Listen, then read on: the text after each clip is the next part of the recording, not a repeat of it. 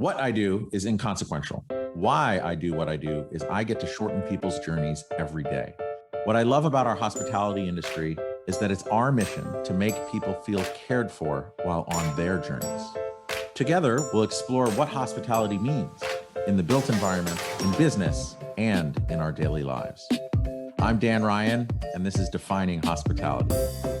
Today's guest is an innovative industry leader. He's building an enduring company with great people. He's responsible for leading Woodbine's investment strategy across all asset types. He's managing partner and chief investment officer at Woodbine Development Corporation. Ladies and gentlemen, Dupree Scovell. Welcome. Thanks. Glad to be here. It's so funny. Anyway, it's really wonderful to see you. For those of you who don't know, I've met you a couple of times. We've met a couple of times at industry events, kind of in passing, never really a deep conversation. But what's interesting is I was in the lobby of your building having a meeting with some people on your team, and I was like, oh, I want to get him on the podcast. So I took this picture of you from the side while you're in a meeting with someone. I sent it to you. I said, I hope this isn't too creepy, but I'd love to hear your story. So that I share that with everyone because when there's a leader in your industry or anything that you're doing and you want to get them, like, I think by any means necessary, tell them you want to hear their story and they'll probably respond. So thank you, Dupree. Yeah, well, my pleasure. I was actually scrolling through our emails trying to figure out, kind of the agenda for today. And I saw that picture where I have that hat on, which I always wear. But I was like, oh yeah, that's how we reconnected. So yeah, we're glad to do it. So, and thank you. And thank you for supporting our industry in so many different ways.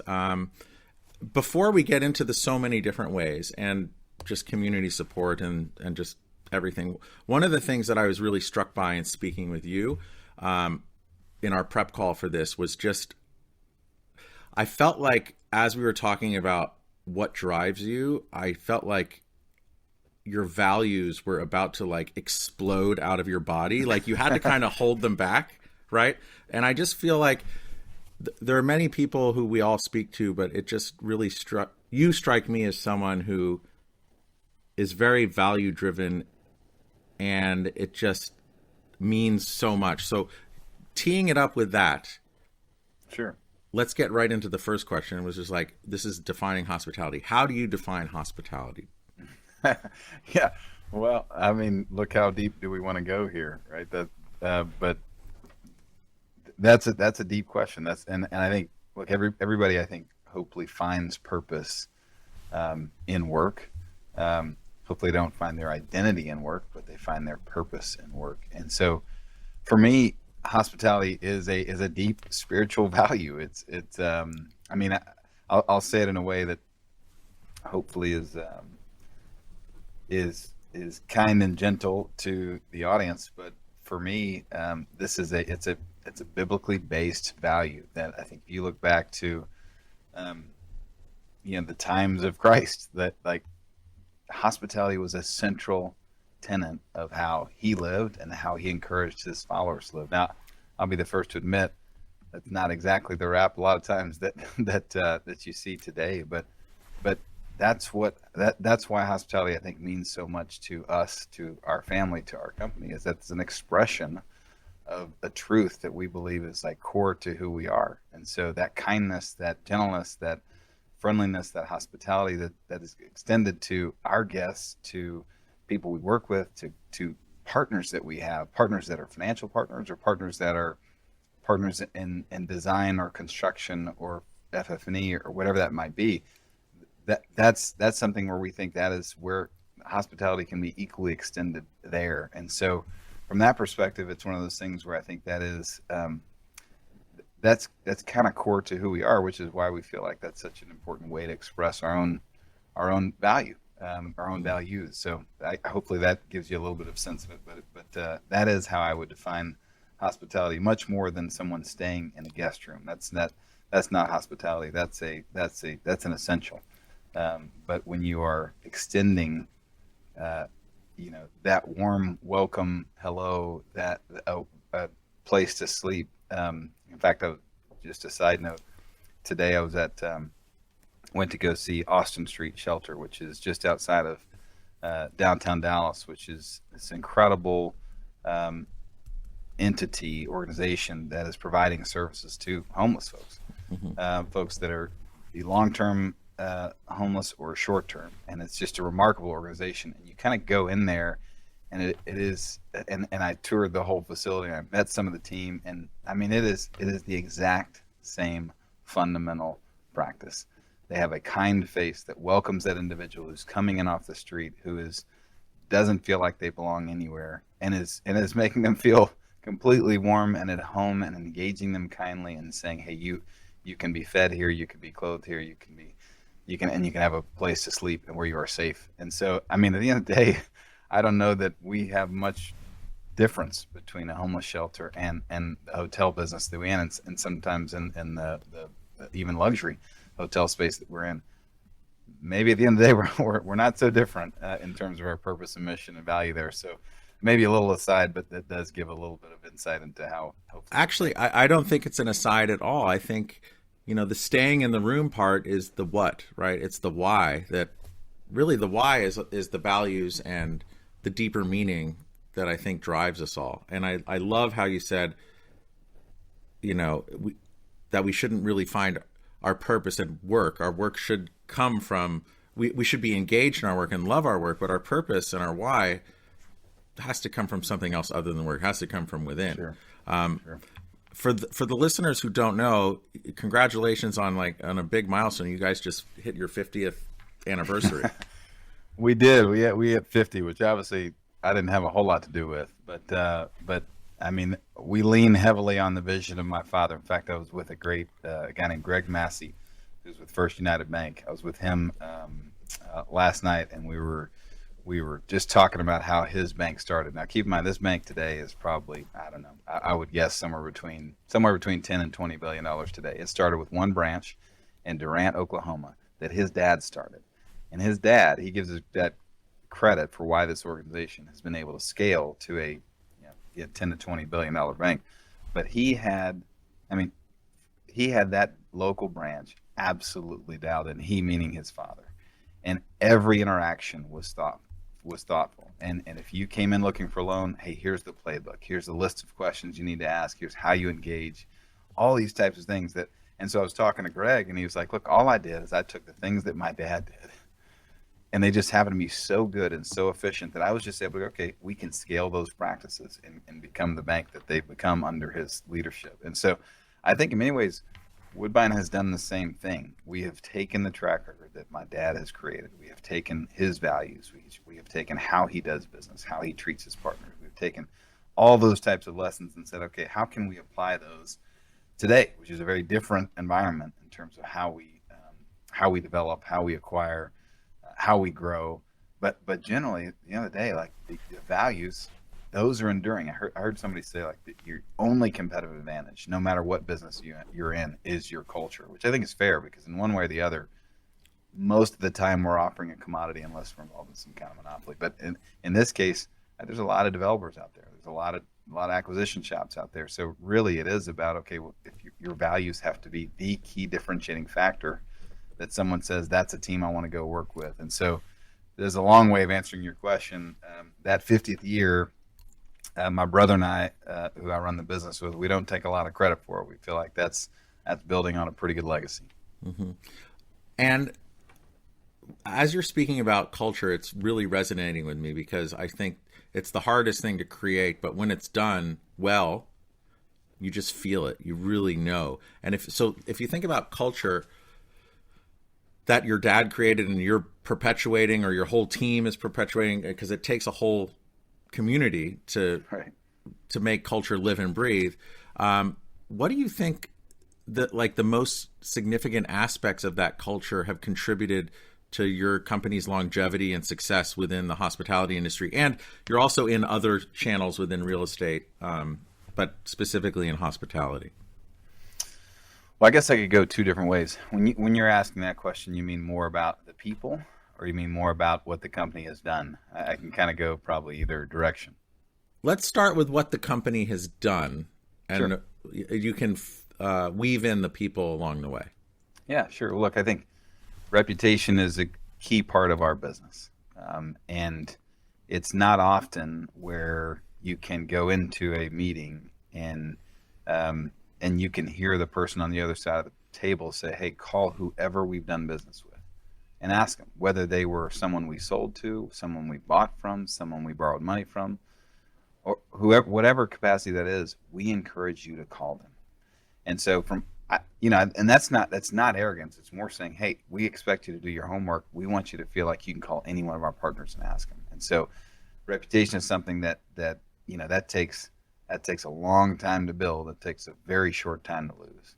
And so we've really tried to do our best to be able to lean into that, and on the reputation that my dad has built. And so we treasure that. We value that. We're careful with that. We feel like we are stewards of that. But at the same time, look, there's in any industry, you're never going to be without conflict. You're never going to be without, those types of things where there are disagreements within partners. Our hope is that even with that, when that happens, like, we're going to handle ourselves in a way where it's like, look, we are looking for the common ground. We are not looking to have a zero-sum game where it's like somebody must win and somebody must lose. That's ideally not the way we treat any negotiation. So I think to answer that question, I would say by and large, I'd say probably the number one. I debate on this, actually. So we have 5 values that we kind of live and die by: relationships, effort, accountability, conviction, and humility. Our team will hear me say, "Well, this is the most important one." No, relationships is the most important one. No, humility is the most important one. So I go back and forth depending on where we are. But I do think humility is probably the most important value at the end of the day. I think the second one is probably relationships. And so those two are hopefully what everyone would say, yeah, you can count on that from Woodbine. It's interesting. I've been a value-driven company, I don't know, for I think about 10 years. And really going through that core value exercise is a tremendous exercise. And you don't always get it right the first time. It's a lot of evolving. Yeah. We removed a core value, but an interesting one, because you said humility is at the bottom of that list. We had one that was caring that was at the bottom of the list. But I said at one point, I was like, you know what? We need to move that to the top. So would you consider moving humility to the top? Do you ever go through that and revise your core values? No, because then it messes up the word. The word is reach. Oh, got it. But that's the only reason. Otherwise, I'd probably be here or something like that. But anyway, it's I think from the humility thing is something that I would say that's a direct reflection of my dad. And I don't necessarily, I hate to go too far down this role model hero thing, but at the end of the day, a company is oftentimes defined by its founder, right? And that founder's values, those are they're directly linked to how the company operates. And you were describing something when your company was searching for values and going through that process, just like everybody does. We'd been around 50 years. We'd actually been around 40. I think it was 44 years when we started this. When we actually looked at our values and said, "Hey, are our values actually who we are?" Because we actually adopted those from the Hunt family and the Hunt companies, which is where our company originated from. And ironically, those values that the Hunt companies live by were very, we could relate to those. There was about 10 of them, and they were all words that we would have used in terms of how you would describe our business, but they didn't necessarily land perfectly. It didn't feel like a great fit. So long story short, there was an exercise that my dad did called the Strength Finder, that you probably heard of. And this was recycled through a random email that he had done 10 years before. And somebody sent it to me, and I got it, and I was looking at it, I was going, oh my gosh, these are the 5 values. So then, it's not perfect translation, so we revised them to where it would fit a little bit more about who we are. So that's where reach came from. And that's why those 5, I think, all of a sudden felt like such a natural fit. And now that's really what we preach in every, setting we get. I think it's also a testament to the fact that, it's not surprising that you were living or you had values for 43 years and then you really did a deep dive and they changed to become more you. But I think that's a testament that they're not necessarily a fixed thing either, right? And that goes along with, whatever got us to where we are now might not serve us moving forward. So I think it's really awesome that you're going through that exercise, because I think those values, there's so many companies where it's like it's a poster in a break room, but they don't talk about it. And I feel like with Reach in particular, or our values, or other value-driven companies, and there's all different shapes and sizes, it's something that you really have to speak about. You praise, you give critical feedback on. It becomes how you attract people, how you retain people, how you part ways with people, and investors, I'm sure, as well. Sure. No, that's right. You said something interesting at the front of that I think is spot on. When you think about, just because it's the way things have been done in the past doesn't mean that's the way they need to be done in the future. It's something my dad has told me a lot. In fact, when my brother and I joined the business, that was a big part of what he was charging us with, was look. And again, that's just a testimony to his humility. But he was looking at a lot of the changes that we were making. He was looking at a lot of the major changes, how we do meetings, some of our internal policies, how we hire, how big the team was, how small the team was, these types of things that were really a set entity for, before my brother and I got involved 30 something years. And so then to have two young knuckleheads come in and go, hey, we got to do this, we got to change that, we got to shorten this, make this longer, get rid of that. If I'm the founder, I'm going, hey, time out. I've been doing just fine without you for a long time, 30 plus years now. I don't need you to come in and tell me how to do this thing. And so, but that wasn't his attitude. His attitude was, look, just because that's the way we've always done it doesn't mean that's the way we need to do it in the future. And so that's where that humility thing comes in. And I think then there's also, of course, that plays out 100 different ways. You're negotiating a loan doc with the lender, and you oftentimes, or an equity partner, or a seller, or whatever the case is. And it's like the attitude is typically, hey, I'm going to win and you're going to lose, period. And I think that it's not exactly the most humble approach. It's not wrong. It's just not necessarily a humble approach. And so we kind of look at it and go, well, look, there's got to be a middle ground. There's got to be common ground in there somewhere. Let's try and figure that out, and then we can figure out which points are more important on either side. So some of them, it's interesting because that taps back to that idea of the zero-sum game, which you mentioned earlier. And some of the most successful people I know, if I could summarize kind of what makes them, probably what was the fuel to make them very successful, is they're so good at in any situation at finding that place where everyone wins, right? It's the relationships, the collision, it becomes accretive, and it's a 1 + 1 = 3 or a 5 or 100, but it doesn't have to be a zero-sum game. And I don't know, like, and it's just like, it's really inspiring when I'm around my friends who are like that, and it just always makes me think differently about how I operate.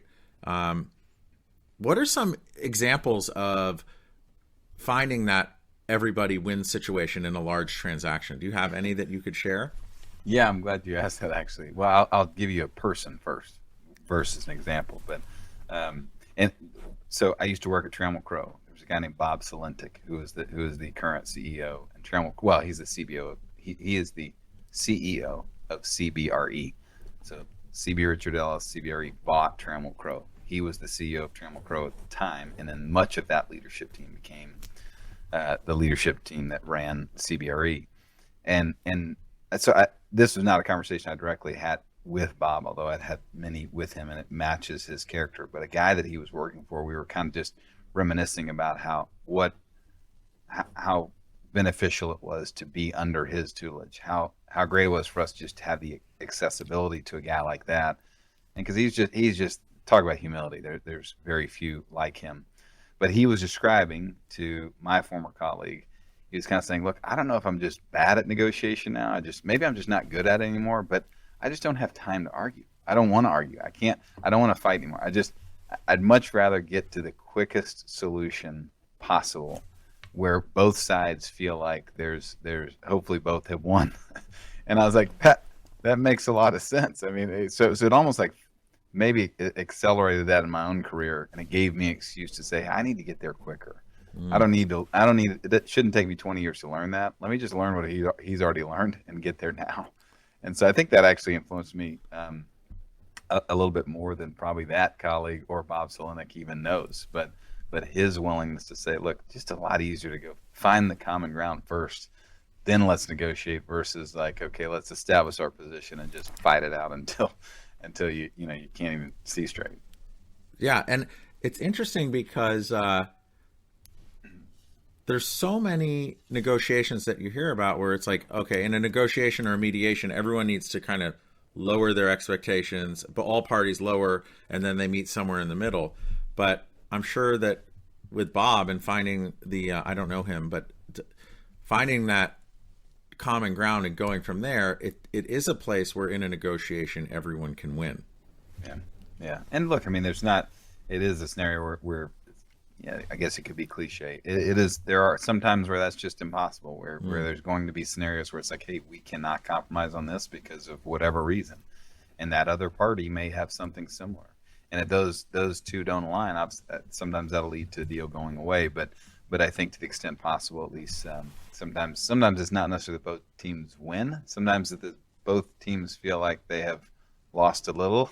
Yeah. So it's not always perfect, but it at least can be a guiding principle. Yeah, it's not always perfect, but there are times when it does work out. And I think if that's the North Star that you're trying to get to, it's a great place to be. So with respect to the person who helped you kind of or mentored you, whether he realized it or not, is there a transaction or a deal that you guys have done at Woodbine or in your career that kind of exemplifies that?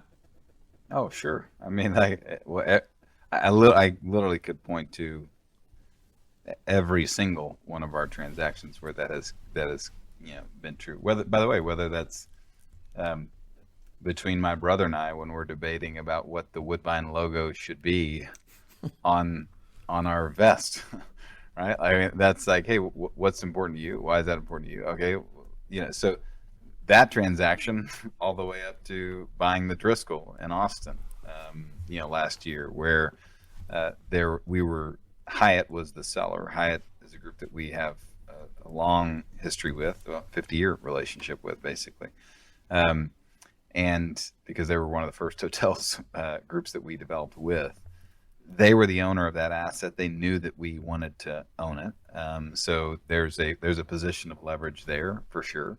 And there was a lot of points about that where most buyers would have said, hey, we need to be able to we want to unencumber the asset. We don't necessarily want to have Hyatt as the manager. Well, we're in a unique position where Hyatt has managed for us on many assets. And so we could look at that and say, well, that's actually probably a point of advantage for us to be able to say we're willing to have them in the asset as manager longer because we trust them as an operator. So that for us was saying, okay, there's a give and take on either side of it, but those are opportunities where those negotiations really never got contentious. They were sometimes long, but they didn't get contentious because they had the same mentality. It was, hey, how do we figure out how to make this work? Of course, then while this is going on, you have Ukraine war, you have all these other things that start and are happening around the world. And there was not a scenario where it was like, okay, now Woodbine can take advantage of that or vice versa. It was really a scenario where it was like, okay, we're going to need more time to let the debt market start to settle out. Let's kind of figure out how to do that together. And that's where, again, it's never perfect. We had to give up on some things, and Hyatt had to give up on some things. But negotiating with them, particularly a guy named James Franque over there, that was a wonderful. Although tough at times, but it was that's where you leave that. And at the end of the day, we're having a closing event, and we're inviting all of them to it because it's like, hey, we appreciate your participation in that. That's the way a partnership should look like, where both sides can win. They got a great price. We think we got a great price. We got a great hotel. They sold a great hotel. They're still managing it right. They know we're going to invest a ton in it. All those kind of things, I think, that's just a win. Mm-hmm. Wow. Thank you for sharing that. Sure. That's a really exciting project, and I can't wait for that one to really get repositioned. So that's really cool. I know you mentioned humility as the H in reach. If you think about your role, yours, your brothers, your fathers, and everyone actually in Woodbine, how does that, when you think to the future, how does humility play such a major role in like how you see the future playing out? All right, that's an interesting question. So on the fly, with not a whole lot of time to think about it, I think there is when you are pursuing, well, let's just take the market conditions now, right? We're in the middle of a banking crisis. You are interest rates are 3x what they used to be. A very difficult transaction environment, and you're like, everybody's saying, hey, how are things going? What's that look? Is this year busy for you guys? Well, yes, busy because we have a lot of existing projects that we owned prior to this point that we're working on. But at the same time, it's like, hey, I think we kind of have to have the humility to know that this year, from an acquisition or development standpoint, is probably going to be slow. And so two ways to do that. Either you go, no, that's not the way we are. We're going to charge forward. We're going to go. We're going to buy something else. We're going to, and that leads to probably not great decision making. Or you go, hey, like we kind of have to, we're going to have to take our lumps this year and kind of work our way through it until we feel like it's a better time to be able to acquire. So that's like the immediate near time or near term. But I think then you think about, 10 years down the road, I think the question is, well, what are we building for? Mm-hmm. What are we doing? How are we growing? And for us, I think there is humility in this, and that it may just be a matter of perspective, but our goal is not to be the Trammell Crow of the hospitality business. We don't want to have 50 offices around the country. That's not who we are. But we do want to grow this company with great people, as you alluded to earlier. That's part of our vision. We want to grow this business in a methodical way. We want to be, so our real kind of mission for us is saying an enduring company. We want to look back and say, okay, 50 years from now, when we're celebrating 100, what do we do to patiently grow the business? And I think that's less about being the biggest, and that's more about being the enduring company, the company that perseveres. So, I don't know if humility is in that. It feels like it is to me, but I think that would probably affect that at least informs how we anticipate our growth. No, I agree. I mean, that's resonating with me, and it's so often you hear scale, scale, scale, grow, grow, grow, but to really just endure. And I've shared this a couple times in conversations. I read a book called Small Giants by a guy, Burlingham, I think his name is. I'll send it to you after. But I wish I read that at the beginning of my entrepreneurial journey, because it was really just about, it identified a bunch of different companies that made a conscious effort to stay small and connected to their community and be the best that they could be and endure, right? I'm curious if I did a search on a Kindle, like how many times they use the word endure, but I bet I don't remember that word being used very much. So I really appreciate your angle on an enduring company. So I think that's a really good thread to pull on.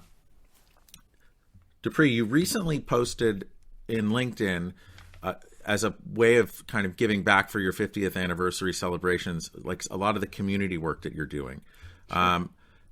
I assume it's within Dallas. It probably could be in more places. But can you share more about the local organizations you're supporting and how you're collaborating with them? Sure. I mean, there's probably two that I would talk about.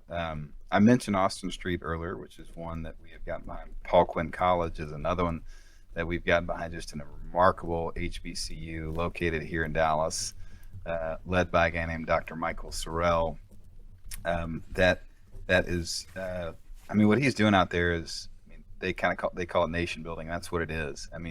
I walked into this gym, and we were meeting with Dr. Sorrell about this gift with the intent that hopefully our message would encourage others, almost a call to action in a way, to be able to give to the university. And so, but there was a girls' basketball practice going on at the time. Dr. Sorrell kind of, looks at these gals, not like, I'm almost expectingly, like a coach would.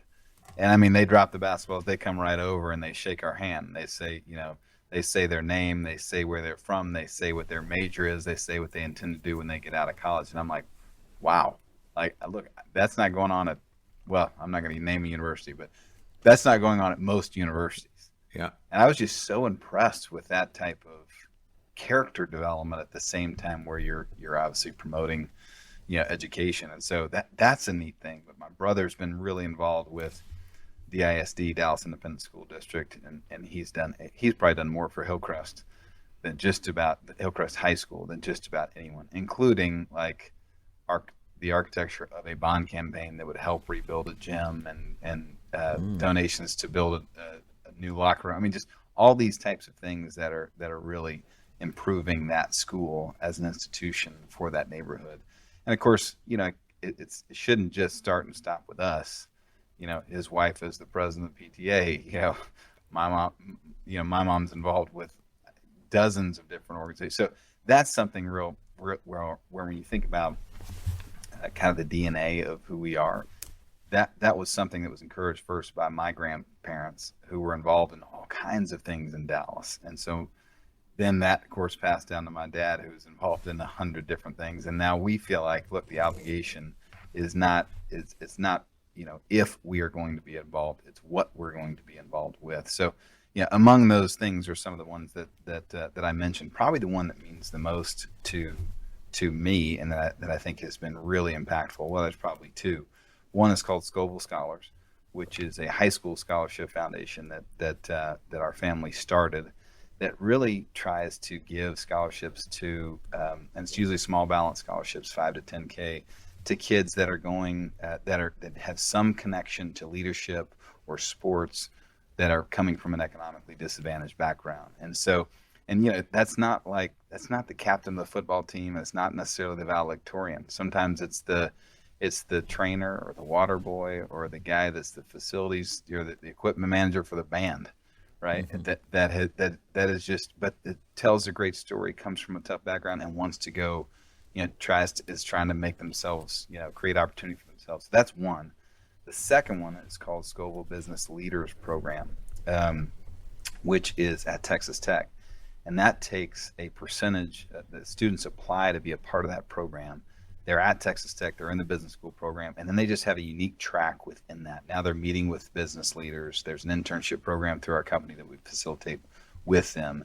They're doing an international kind of transfer program. There's a whole lot of things that they get to experience as a part of that then we get to invest in those kids in one way or another. So those are two that I think are having just an interesting ripple effect. But then, look, I could go on and on about the things here in Dallas, but there are also parts that Proposition A, which won't mean much to your listeners, was a local bond campaign, effectively, if you will, a referendum that was to allow for the development of a convention center here in Dallas. And that's something that I got really passionate about, because that affects our industry, that affects the trajectory of downtown. I also think it rights a lot of wrongs from an infrastructure standpoint that were created in Dallas that separated the South from the North. So those are types of things where it's like, we try to pick our spots fairly carefully, but when it is something we want to be passionate about, it's like, hey, we're going all chips in. Wow. You got a busy plate there. So now shifting over to the family business. So, sure. You hear these stories of Albert Einstein saying, the most incredible thing he's ever heard of is compounding interest, right? He can't get his head around it. And that's Einstein from a monetary perspective. But I would say to Mr. Einstein that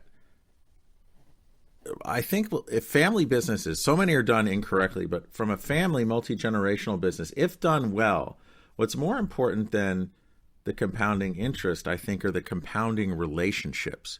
Because I think, going back to your first core value, relationships are really what make everything happen, regardless of money, return, properties, transaction. It really all comes down to that inter-party relationship.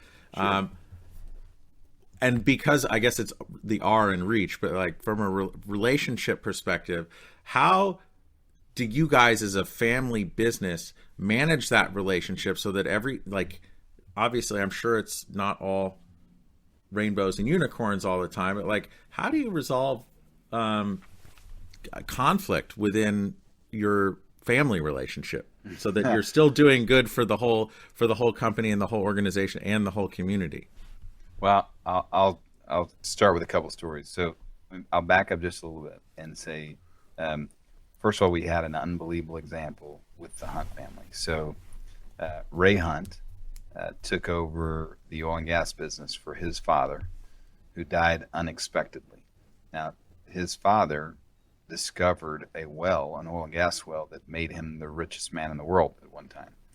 And so there was fantastic wealth that was associated with that. And then this company, of course, though, it's not just one well. I mean, it was a massive enterprise. Mr. Hunt was now charged with taking that business over. And a lot of unique family dynamics there. I think, if I remember right, 7 or 8 different siblings. So a lot of that was actually stuff that we learned by watching how their family did it. And naturally, a bigger family like that, there are a lot of different pockets.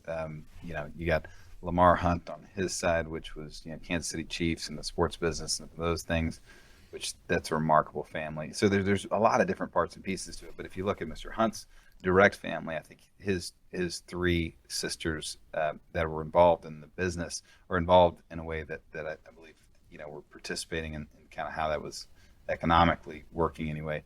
Like, that was just a model that we got to see to go, man, that is intentional. It is humble. It is thoughtful. It is. I mean, that's probably how I would describe Mr. Hunt in any scenario, is thoughtful and intentional. And so I think that's probably where that was the first lesson that we had. And of course, they were, our business was a first generation business, while they had already gone through a second gen transition. And then it was going to a third generation while my brother and I were involved. So that was an interesting learning experience to kind of watch that along the way. So I think, again, relationships are critical to it. But it was really about my dad saying, hey, I think we need to transition the business sooner than I might have otherwise expected, because I think you guys are ready, and I think we need to move the business. I think it has to evolve. And so that was partly his vision in recognizing that. And so I do think there's one part of it that probably helps, my brother and we don't necessarily think about who is contributing what, because it changes.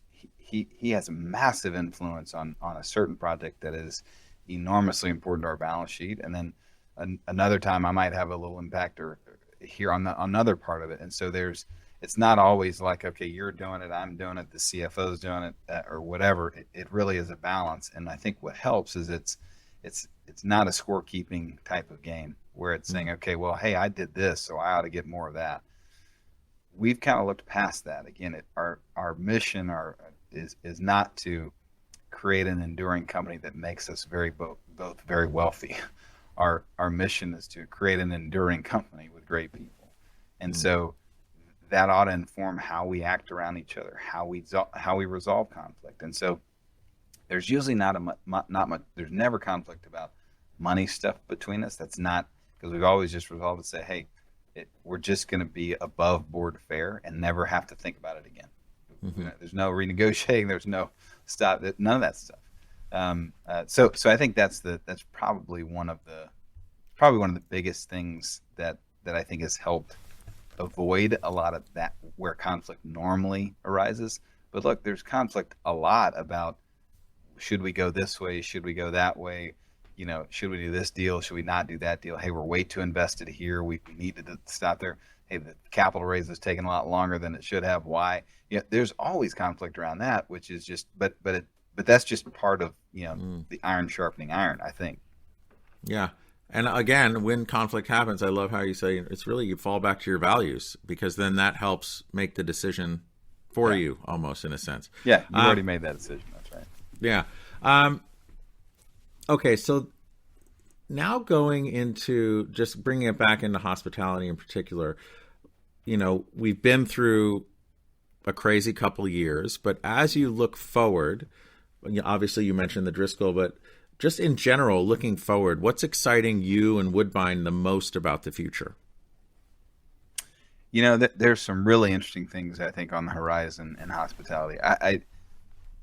I'm one who doesn't necessarily, and this podcast could prove me very wrong, when somebody listens to it in 5 years, but if they do, but they listen to you. I don't know. It's more an indictment on me. I'll set a calendar reminder for 5 years in the future. Right. We'll do a relaunch. That's right. But I think so. Again, somebody may look back and prove me wrong there, but I just don't see this mountain of distress happening. So I think some folks would answer this question, go, hey, we're entering into a unique period where there's going to be a lot of distress and a lot of foreclosures and a lot of opportunities to acquire assets.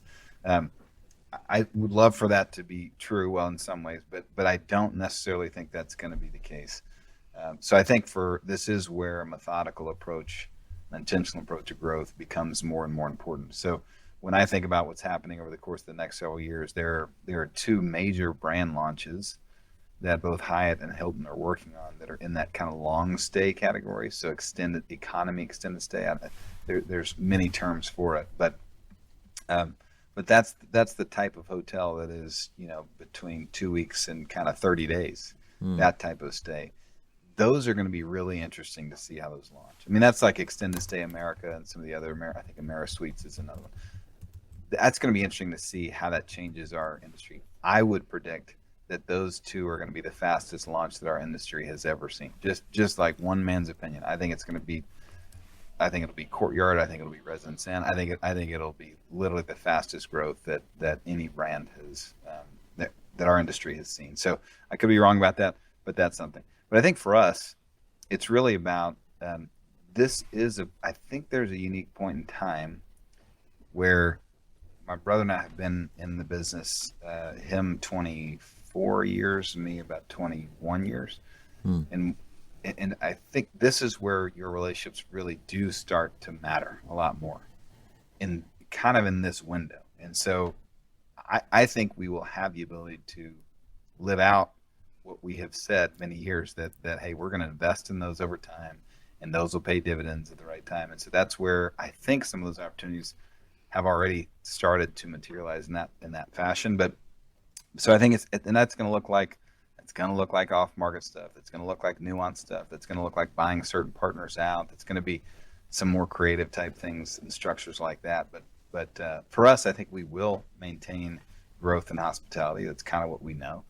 But it's also because we've gone through a pandemic, and existential crisis times 10 as we've seen over the last several years. It has forced us to say, look, we can't be a one-trick pony. We're going to have to get into industrial. We've got to get into multifamily. We've got to get into office. And so we've started to go into those spaces, and we've partnered with people that we think can help us grow there. And so that's where we've tried to find a formula for success, which I think will allow us to diversify this company over many years. So that's probably where we start to look at things that get us excited or going, well, as much as we love the heart and soul of our company and we'll focus on hospitality for probably forever, we do want to grow that and then allow those core tenets that we've learned in hospitality to inform how we do deals in the other spaces. Yeah. I love the model of, within real estate, industrials, hospitality, office, multifamily, because even though you're riding that kind of credit cycle wave that we're all kind of subject to, it does create some non-correlation as well, which is really, really good. That's right. You went to Texas Tech, right? I did. Reckham. Yeah, there you go. Not Gig'em, but Reckham. That's right. So if the Dupree I'm talking to right now, were to magically appear in front of your 18-year-old self, what advice would you have for yourself?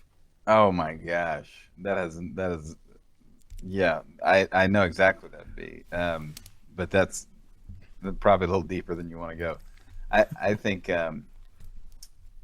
what's a concise way to describe that? I think there's some interesting ways. All right, so I'm going to go a little deeper here. So Good, please. if you got to edit it, do what you got to. So we'll go all the way back. In high school, I broke my collarbone. This was my senior year, and I was playing football, and I thought, that was once I broke my collarbone, I was done for the season. My entire identity was wrapped up in who I was as an athlete and who I thought I was going to be. So I don't know if I would have gotten any scholarships, but all of them were gone now for sure. And so Texas Tech, I was a known quantity. And so I went there because my two older brothers were there and my dad had gone there. All of them had played football. And so if nothing else, I thought, well, they might think I come from good stock, and so maybe they'll give me a shot. And they did. I don't know if I should have been on the team or not, but they let me get on the team. And I learned a lot because I was a walk-on. And when you're a walk-on, you're a second-class citizen. You have almost no rights. Right? You don't eat with a team. It's an interesting. It's just an interesting experience. Like you almost always have two strikes, and so you learn to kind of operate with a chip on your shoulder. That it's like, I'm going to prove myself, no matter what. And so that became such a drive of mine. But I also had a very good perspective. I was like, hey, I'm not that good. I'm never going to be an All-American.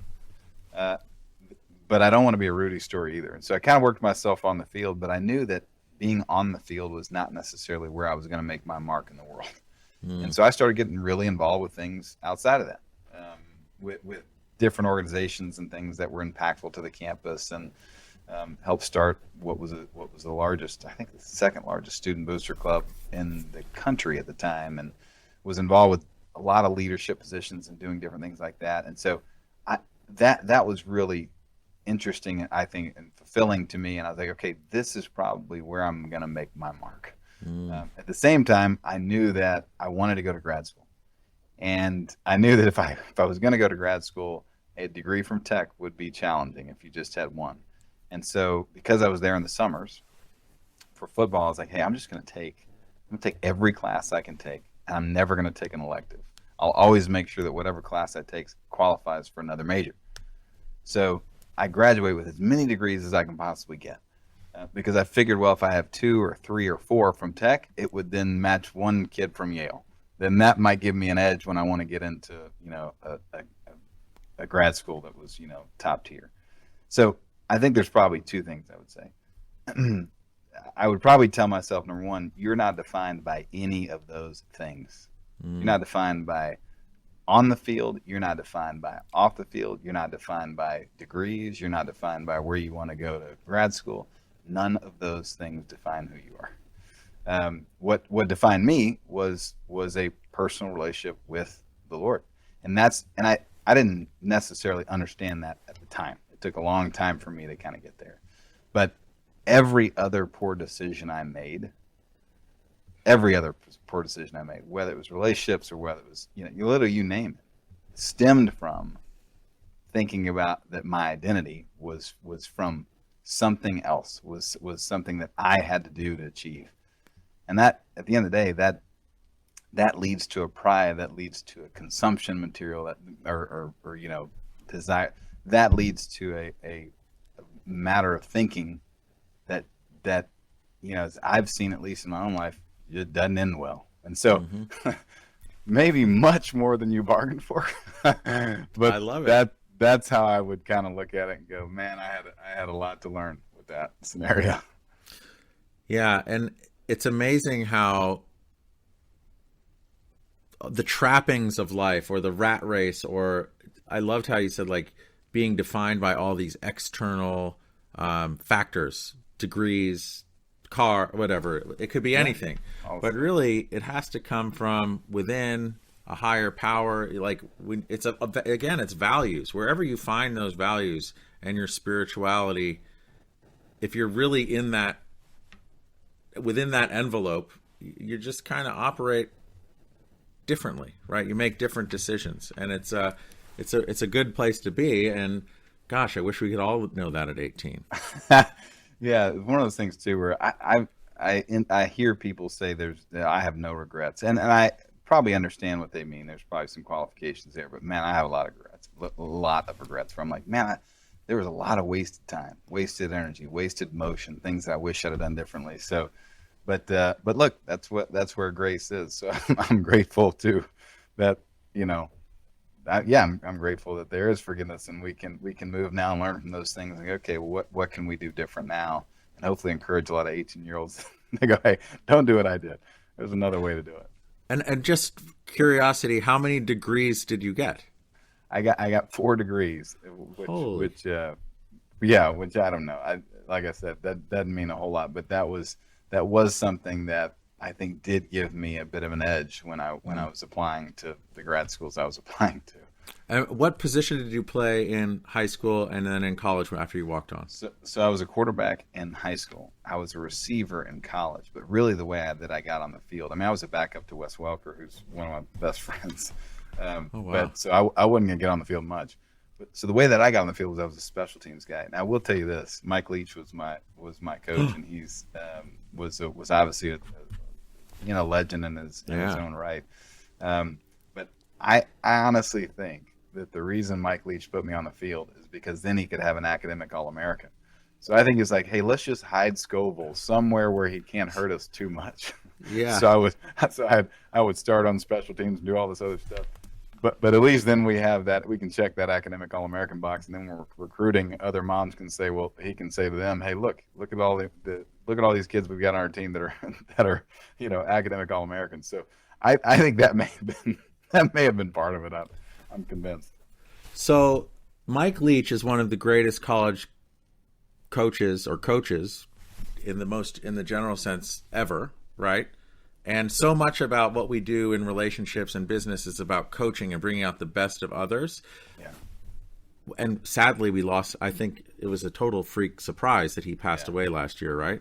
If you were to think about the feeling, like, what made Mike Leach unique, and like what was your biggest takeaway or learning from him that you've kind of paid forward, because that's incredible that he was your coach? Oh, he had a couple of things he would say to us all the time. There were kind of 4 main sayings, but 2 of them he said a lot. Number 1, like, he had a motto, it was like, get better every day. And and I'll expound on that. The other one was, don't confuse activity with improvement.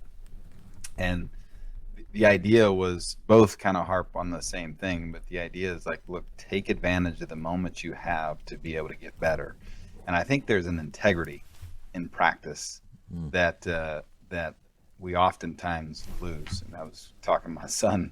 He's got a play today that I'm going to, or his first musical, which is, he's an Annie Jr. and he's Warbucks. And we were kind of talking about this idea that, like, how many performances are there? There's 3.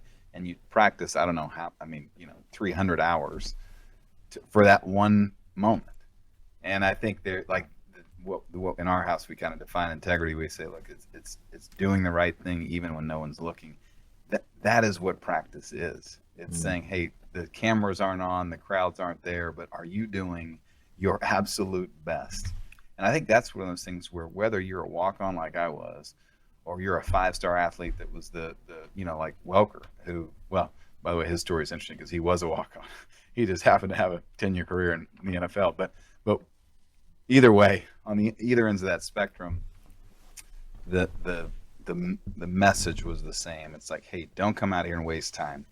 Come out here and do your absolute best and give it your absolute all. And I mean, look, I think any athlete resonates with that. Even if you're going into the workplace, you're like, hey, I don't want to just come spin my wheels when I'm coming to the office. I want to feel like I am hustling, that I'm winning, that I'm working hard, that I'm contributing to a team.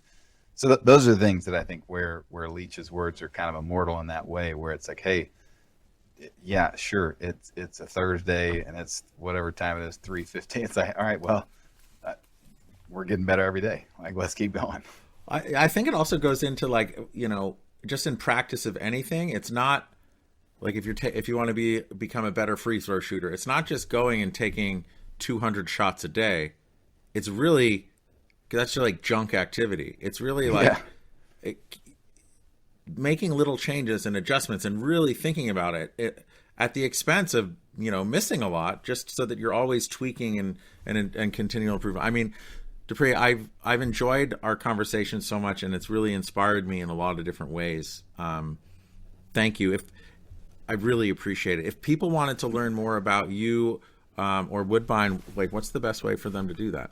LinkedIn for sure. I'm on it quite a bit. We tell our story there. So yeah, hit me up anytime. I enjoy that medium Awesome. for sure.